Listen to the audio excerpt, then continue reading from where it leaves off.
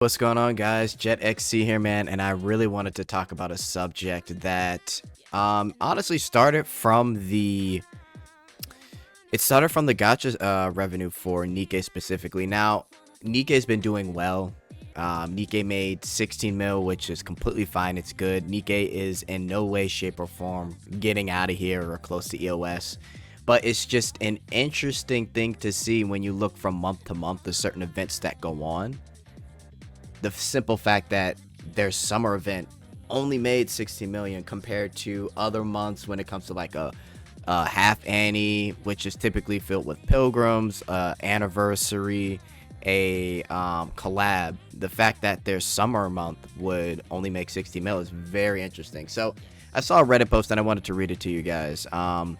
So it says, my honest opinion on Nikke, on why Nikke did so mad last month despite the aggressive monetization and a summer event. Then he basically says, because it sucks, the skins are tamer than even the gotchas of the same age rating, for example, Outer Plane. Gotcha skins are not worth $60. Some even have worse quality than freebies in Destiny Child. Now, I want to kind of talk about this first part here, right? I actually 100% agree with them. I think their skins, listen, there's nothing wrong with cute skins, cool skins, but when Nikke chooses to do the kind of fan servicey lewd skins, it's pretty tame. Like, for example, a lot of people complain that the dresses that they've been doing for a lot of the half Annie and anniversaries, like for Modernia, for Helm, and now for Red Hood, and a couple others, even Dola, it's kind of like a safe horny alternative to what they could be doing in Nikke. And he is right. Outer Plane, if you've seen Outer Plane has some just pretty blatant fan service, and they are the same age rating. And the gotcha skins, you know, I kind of go back to the Viper gotcha skin, right? I mean, the Viper gotcha skin was pretty fantastic overall, but again, you guys have heard me talk about it in past videos. The Viper gotcha skin is great, but I do not like the fact that the shooting pose is what it is. It's got the hair blocking and everything, and it's just like, it's good, but it's not worth $60 at all. And that's like my big thing when it comes to the Viper gotcha skin and other skins, right? It's not the best, right? So that's my opinion on the skins. I actually agree with him on that. The quality sucks. Textures are more simple yet somehow lower quality than Destiny Child. Animations are getting way more simplified. Just compare Neon and Ein's shooting animations, and you will see the obvious degradation. Yeah, I mean, I don't know about the quality sucks. I can maybe agree with the way that it seems more simple with the shooting poses and the overall quality, but I wouldn't say the quality sucks. So kind of disagree with that one.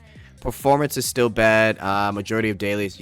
So majority of dailies is just waiting for the game to load. Okay, so I will say this about Goddess V3 Nikke. It is a full-on loading screen along with dailies that take about probably an average of like 25 minutes. I've timed it in my chat. If there's an event, guys, and a solo raid, it's 30 minutes. If there's just an event, it's about 25 minutes. So I do think Nikke dailies are a slog to get through, right? Compared to like Brown Does 2, it's like 2 minutes. Snowbreak, if you really wanted it to, it could be 1 minute. Yeah, it's pretty interesting to think about, truly. But that is one of Nikke's, or at least for me, one of Nikke's biggest gripes that they need to change. They need to be able to sweep some stuff, in my opinion. This guy mentions quality of life. Well, quality of life. The fact that they have dedicated main screen button for Day of the Diver but not co-op events still puzzles me, and Sim Room is still a chore after nearly 2 years. You should at least be able to have a skip after you have cleared it, but that's too logical for Shift Up. I hope Shift Up uses the money to make made by Nikke wisely for their next project, because it's obvious that they didn't go back to improving the game. So I will say this guy does sound a little bit jaded when it comes to Nikke. And again, that's his opinion, but I do agree with the majority of what he's saying. I want to at least read the first comment here too. I always like to read top comment. You know what's kind of weird when you think about it? Nikke has all these absolutely amazing game modes in their event, incredibly fun, yet they haven't actually updated their gameplay loop in a long time, and most of my union kind of agrees it's getting stale. If they can clearly make some fresh and good game design experience in the event, why not cook up something new for Sim Room? Just makes no sense. So, okay guys, I mean, pretty interesting overall, right? And here's what I think Nikke, a few things I think Nikke should change overall when it comes to this game in order to see an improvement with just gameplay and players being happy. Number one, start to utilize the costume shop. Come up with a bunch of different themes or just regular costumes, miscellaneous costumes, and start putting more in the shop, because these costumes have been here for the first like 6 months of the game, and they've always been here. Nothing has joined this costume shop since. They've been doing battle passes for 20 bucks, which, okay, fine, but at least start to put 3 to 4 costumes in here every month, right? Just like completely hoard this shop full of costumes with lewd costumes, cute costumes, whatever you want to do, but literally start utilizing this more. Number two, when it comes to gacha skins, and like I mentioned earlier, just quickly, when it comes to gacha skins, designs are typically great. Again, we know it's $60. I'm not going to really argue that, but if you're going to make it $60, make it worth it.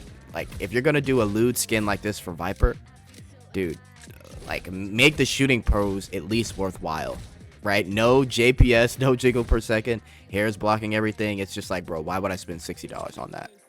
Right now, crown skin, we get why people would spend money on this 100%. This is probably one of their lewdest design skins in the game.